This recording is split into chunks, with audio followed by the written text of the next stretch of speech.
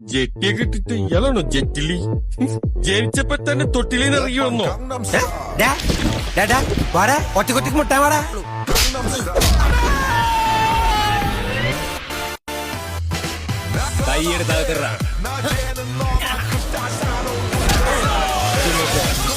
എന്ത് കാൽമ തട്ടിലോ?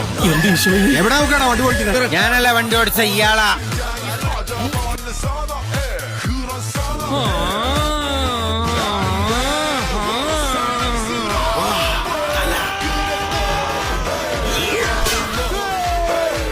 അടിച്ചവൻ ഇവിടെ ഉണ്ട് എന്നും പോയിട്ടില്ല. നിങ്ങൾ പോകരുത്.